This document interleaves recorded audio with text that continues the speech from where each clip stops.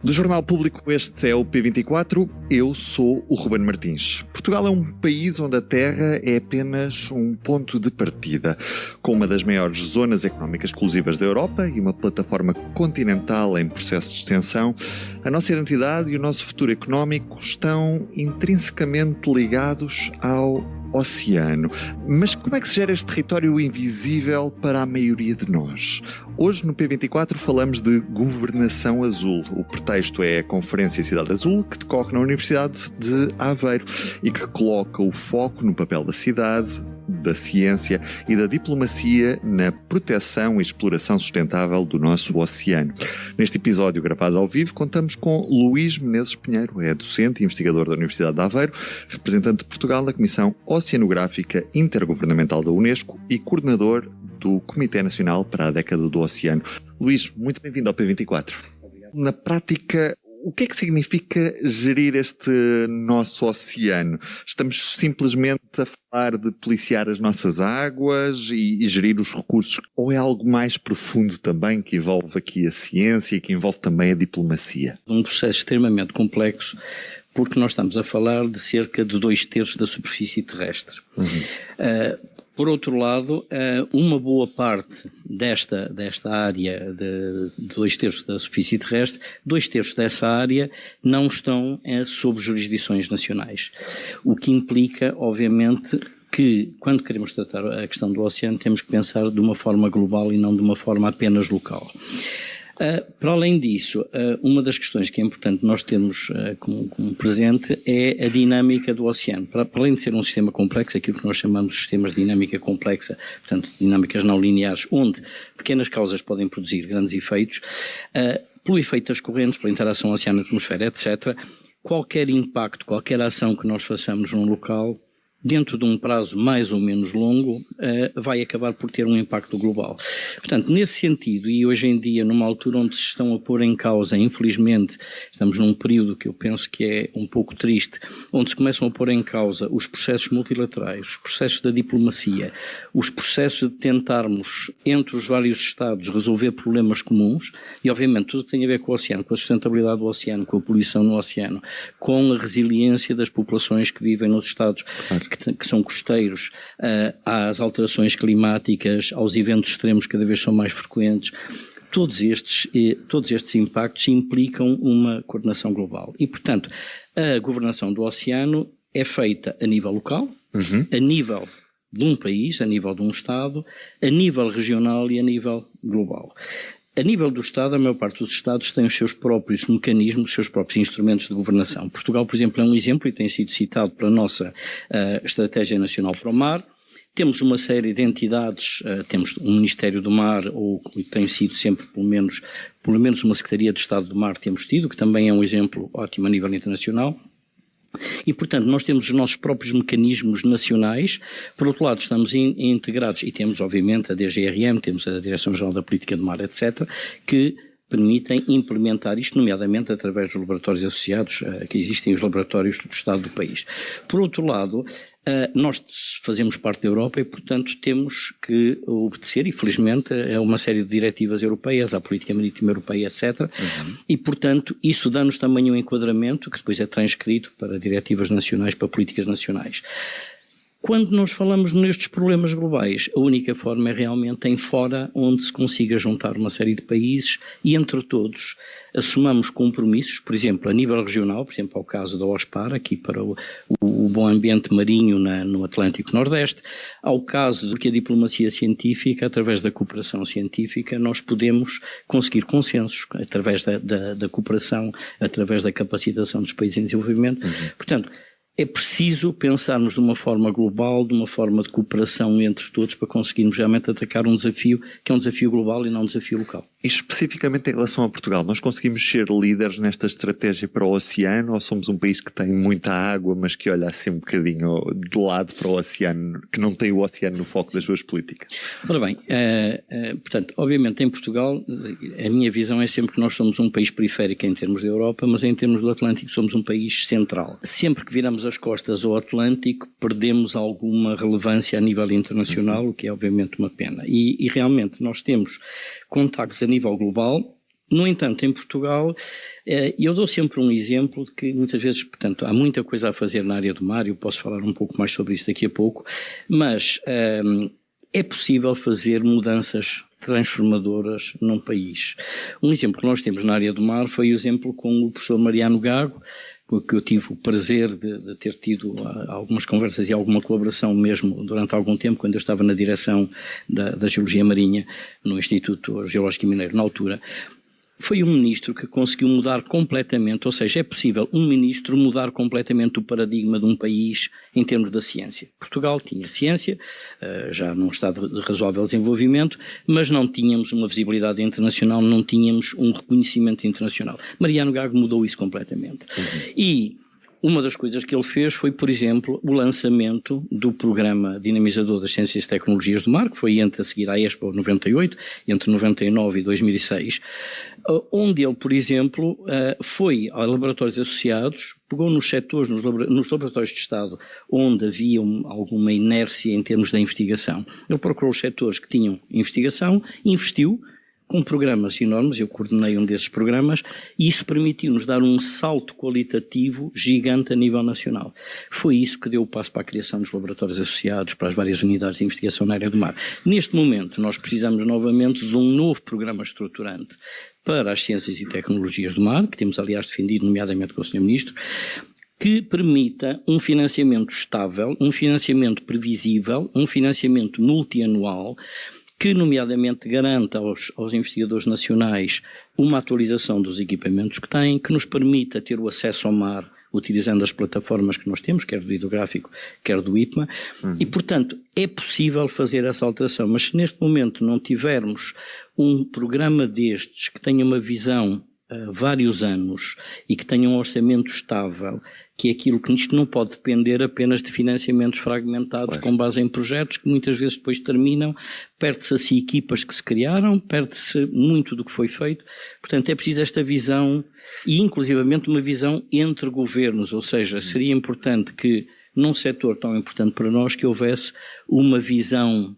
nacional, do meu ponto de vista, onde os vários partidos, nomeadamente, se entendessem em termos de como é que se pode atacar esta prioridade. É também essa visão a médio e longo prazo que se pretendeu nesta década do oceano e que vivemos até 2030.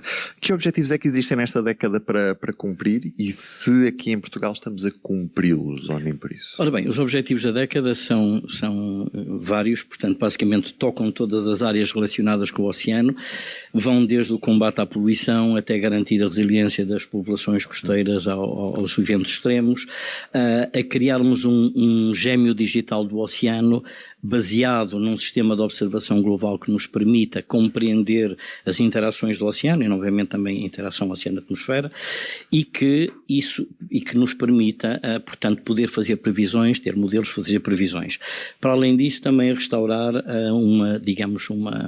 uma relação mais emotiva dos seres humanos, do público em geral, com o oceano. Ora bem, isto é a maior iniciativa de todos os tempos na área do mar. É uma iniciativa que neste momento envolve cerca de 11 milhões de pessoas a acederem diariamente aos conteúdos. Temos os 193 países membros das Nações Unidas envolvidos, temos um enorme número de projetos, um número absolutamente gigantesco de compromissos voluntários dos vários países.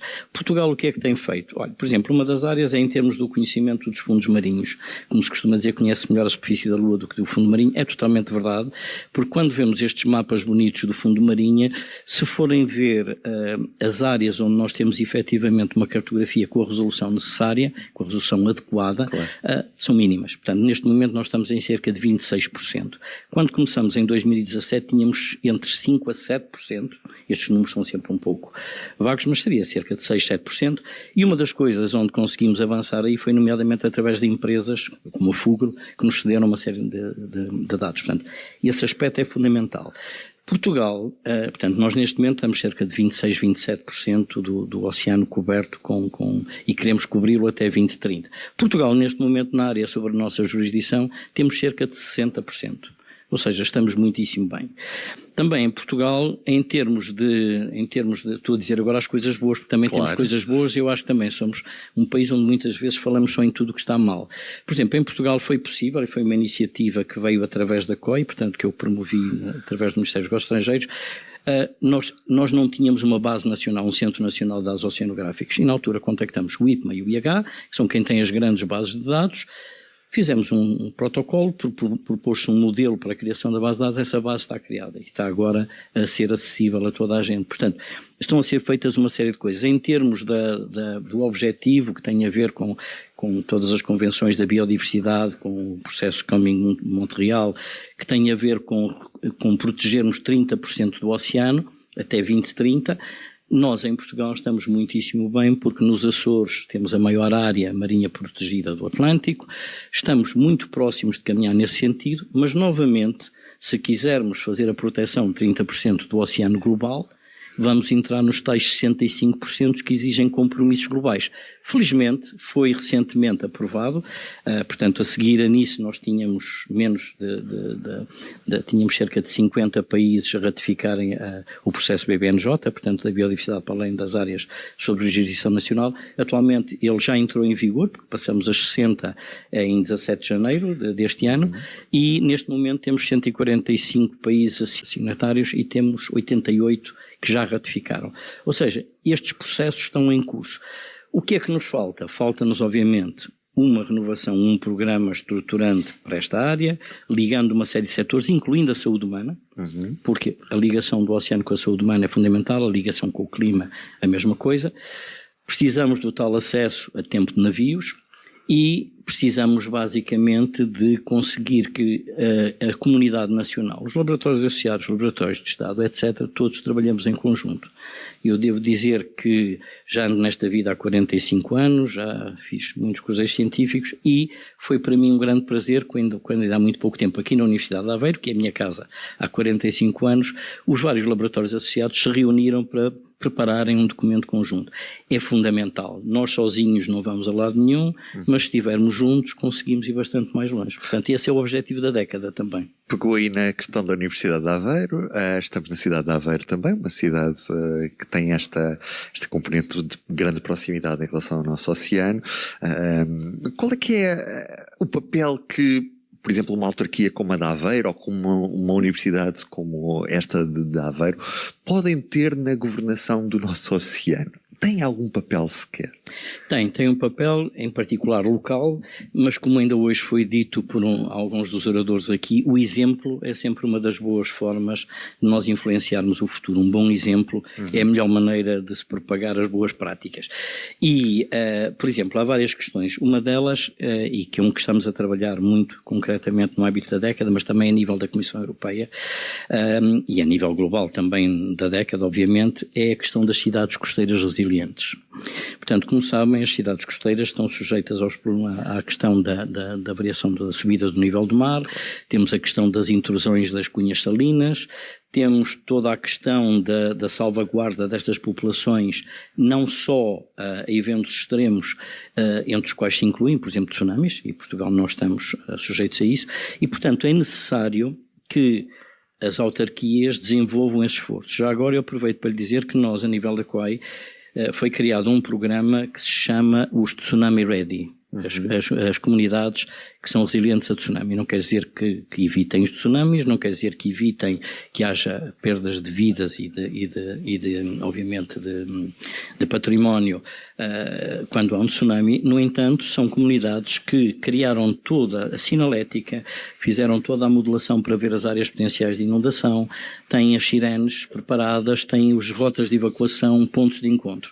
Já temos várias e estamos à espera que seja aprovado em Conselho de Ministros a criação de um comitê que é quem vai, digamos, verificar se estas comunidades cumprem esses requisitos para que elas tenham este estatuto pela COI. Portanto, neste momento já temos Cascais e Loulé prontos para avançar. Há vários outros já no país, na região de Lisboa, em Timão, etc. Sim. Portanto, mas para além da resiliência a tsunamis é muito importante a resiliência a todos os outros fenómenos costeiros, a questão da erosão costeira, etc. E, digamos, o ordenamento do espaço marítimo, tudo o que tem a ver com o ordenamento também da faixa costeira, são fundamentais, porque senão não conseguimos proteger aquilo que deveríamos proteger, e algumas coisas eu diria que são mesmo improtegíveis. Muitas vezes terá que se pensar em soluções. Nós muitas vezes o que fazemos é tomamos uma atitude e depois arranjamos forma de a remediar quando verificamos os erros que fizemos. Nós temos que começar a pensar de uma forma sustentável, que é, em primeiro lugar, antes de fazer as asneiras, pensar um bocado, que é uma coisa bastante importante. Por outro lado, em alguns casos, muitas vezes, a relocalização pode ter que vir a ser uma solução, porque às vezes não é possível proteger o improtegível e criar soluções que são meramente um pouco transitórias e que não resolvem os problemas a nível futuro. Portugal está há muitos anos nas Nações Unidas a tentar esta expansão da plataforma continental portuguesa. No fundo, se nós já temos muito mar, teremos ainda mais se este processo chegar a bom porto, se assim podemos dizer.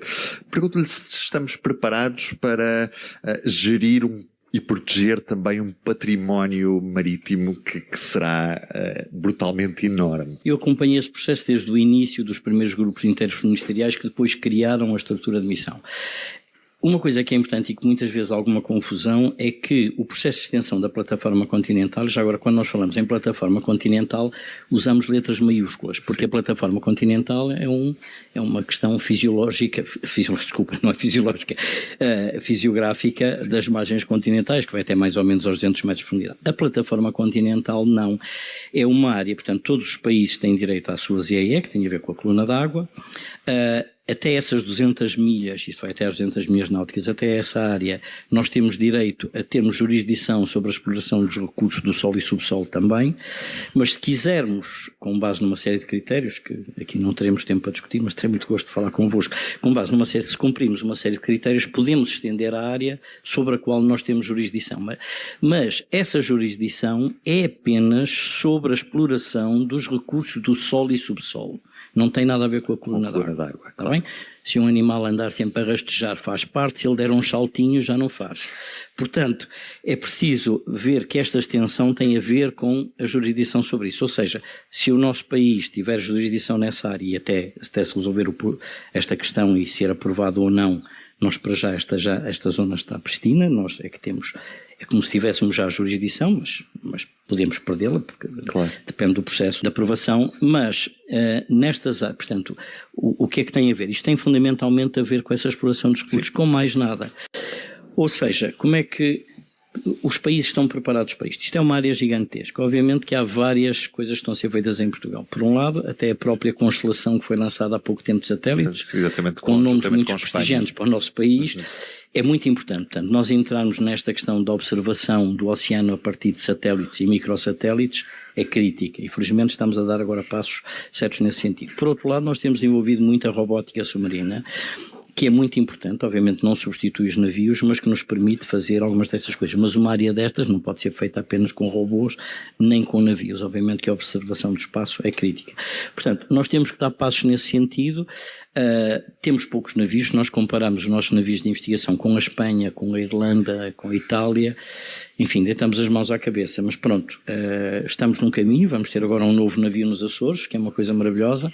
E, portanto, acho que estamos num bom caminho, mas é muito difícil. Também a defesa, que tem tido agora um apoio, infelizmente devido a umas razões que digamos, não são propriamente brilhantes, mas este esforço na defesa pode ajudar também nesta missão de patrulhar essas águas, etc. Mas, como digo, a questão da extensão da plataforma continental tem a ver com que, por exemplo, se eu decidir que naquela zona não quero exploração, e aliás Portugal assinou uma moratória até 2050, se eu decidir que ali não há exploração, não há.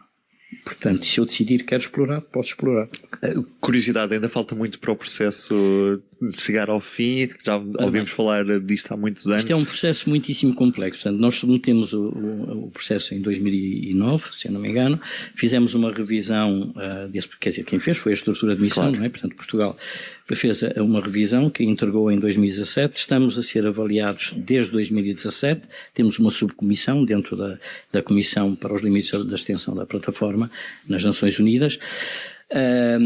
Portanto, de que forma é que está a decorrer o processo? Pronto, há uma série destas coisas que obviamente não são de domínio público, claro, como é óbvio. Muitas destas coisas estamos hoje em dia a assistir a coisas onde tudo é feito no domínio público, mas há certas coisas que não devem ser feitas no domínio público. As negociações é como aquele exemplo quando tivemos alguns chefes de Estado a serem humilhados em público. Digamos, isto não deveria existir num mundo razoável e com pessoas responsáveis. Portanto, isto é um processo longo, onde, obviamente, a Comissão de Limites o que tenta ver é se o Estado-membro que submeteu a proposta cumpre os critérios. Estes critérios são complexos, particularmente no caso de Portugal, onde temos somos um Estado que tem uma parte continental e uma parte insular. O grosso de toda a Convenção das Nações Unidas para o Direito do Mar foi baseado, e estes processos foram muito baseados nos Estados costeiros, como uma plataforma continental, digamos, daquelas de livro. Sim. Para já elas não são de livro, na realidade, e por outro lado, quando entramos em Estados que têm partes insulares, tudo é mais complexo. O conceito de plataforma continental é diferente, tem que se criar uma série de outras questões, e portanto, neste momento está-se em discussão. O que é que acontece? Portugal apresenta os seus argumentos, a Comissão rebate, diz que aqui, mas aqui achamos que são precisos mais dados. Portugal vai trabalhar, Portugal e os outros Estados, claro, né, vão trabalhar sobre esses dados, muitas vezes isto implica a aquisição de novos dados, e depois, com base nisso, se tudo correr bem, a nossa proposta será aceita, haverá um consenso entre as partes e a nossa proposta será aceita. Se eventualmente Portugal achar que não são devidamente respeitados os nossos direitos, no sentido em que achamos que a nossa proposta tem sentido e que a proposta que nos propõe não corresponde ao que deveria de ser, nós podemos sempre recusar e reiniciar o processo. Ou seja, estamos num processo onde, digamos, será talvez a última vez na humanidade, onde se pode aumentar território sem uma guerra. E, portanto, como é óbvio, sim, é um processo complexo. Claro. Estas áreas, tudo o que não pertencer à jurisdição dos países pertence ao chamado património comum da humanidade, é chamada a área, e, portanto, obviamente que isto é uma negociação complexa, mas, portanto, baseada em ciência. E, portanto, a ciência é fundamental por trás disto tudo, obviamente, para suportar a nossa proposta política. Professor Luís Menezes Pinheiro, muito obrigado por ter vindo ao P24. Eu é que agradeço. E da minha parte é tudo por hoje, só deixar uma recomendação e uns parabéns. Os parabéns aos 4 anos do Azul, e o Azul é para ler, como sempre, em público.pt/azul. Da minha parte é tudo por hoje, eu sou o Ruben Martins, um abraço e até amanhã. Obrigado. Para não perder os novos episódios, subscreva este podcast do Público na sua aplicação preferida. Para além deste programa, há mais para descobrir em público.pt/podcasts. O Público fica no ouvido.